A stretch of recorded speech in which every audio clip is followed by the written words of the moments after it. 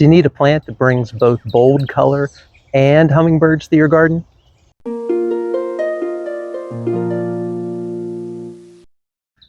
Hi, and welcome to the Garden Fix. I'm Rob, and I'm in Zone 6B, Western Pennsylvania. So you say you need a plant that brings a fiery color to your garden. Well, say hello to Crocosmia.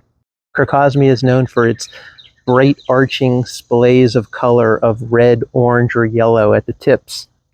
And these light up the garden in summertime. So even before it blooms, it adds a cool texture to your garden with its sword-like leaves.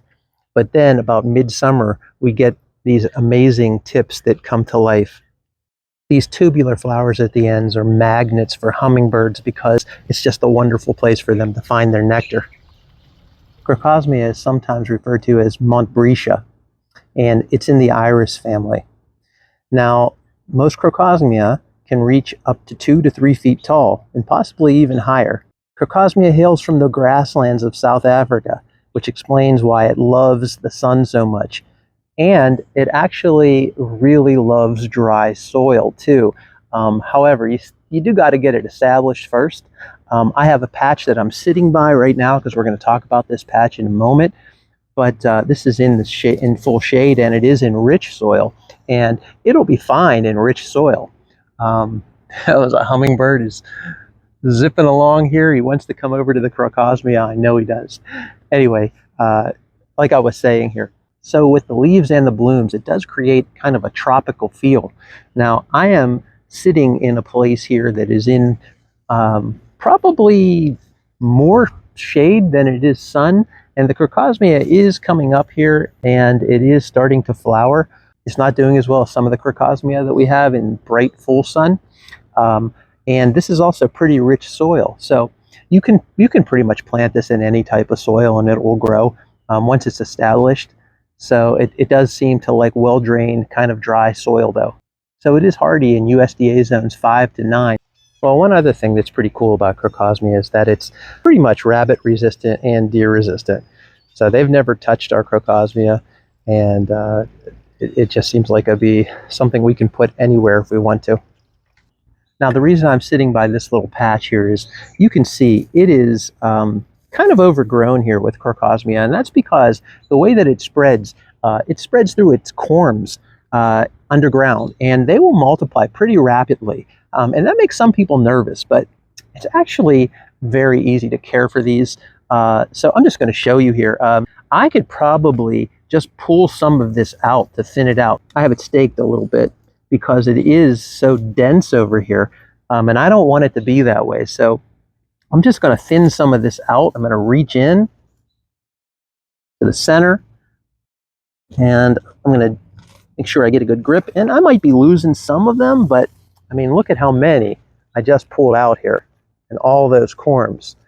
Now, I am going to put this someplace that I really like. These don't have any, well, there is one that was flowering here, but most of them don't even have flower on them yet. So if I get them in the ground pretty quickly in another location, they may even flower this year.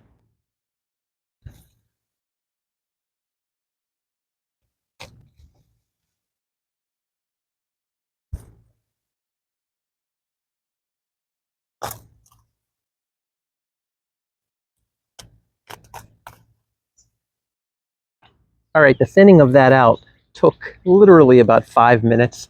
And here are all the corms. So this plant is going to be much happier now, a little bit more room to breathe. Now I'm going to take some of these and I am going to plant them really quickly in a place that I think they will look cool next year, if not this year.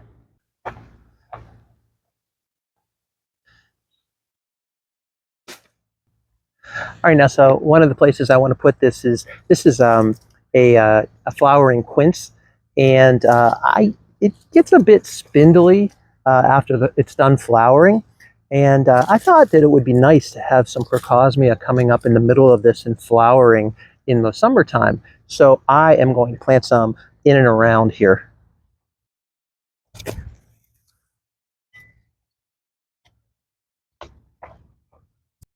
So I'm just digging holes that are about 4 to 5 inches deep. I'm going to place those corms inside and water them in.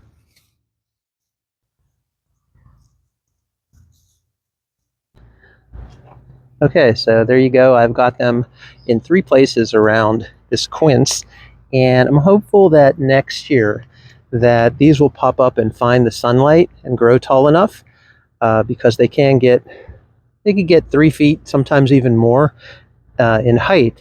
So that should look really nice when this quince is green. My inspiration actually came from this garden phlox that I've got creeping up through it, and I thought that looks wonderful. But I've got a lot of garden phlox in the garden, so I thought let's try it with Crocosmia. So that looks a lot better, and that will be a lot happier now that they're not crowding each other out. You can see here, though, that it can reach, this is upwards of 4 feet, this one here that's growing alongside this sand cherry. All right, so I think that's going to look really nice now, especially with the quince next year. Hopefully it will bloom this year and look really cool, and I'll make sure to share it with you. I did want to tell you about 3 particular standout varieties that are out there. The one that you're looking at right now is Crocosmia Lucifer. There's an orange one called Emily Mackenzie, and we have a yellow one in the garden as well called George Davison, which I really love. George Davison is a variety that really is an eye catcher. A lot of people are always commenting and asking, what is that that's growing? So the last thing that I want to talk about with the Crocosmia is when it is done flowering, do not cut it back yet. Let it die back a bit, and then in fall you can cut it down to the ground, because that's the way it does recharge those corms. All right, there you go. If you want a plant that brings the heat, the height, and the hummingbirds, Crocosmia is the plant for you. Now, before you do anything else, make sure you click like, make sure you follow us, leave a comment if you want to. If you had any suggestions, just let me know. And don't forget, the earth is a canvas. Go out and paint it.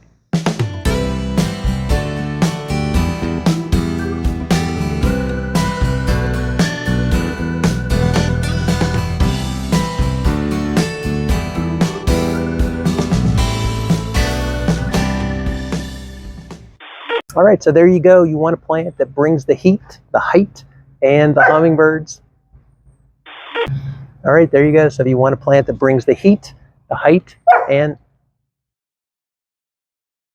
All right.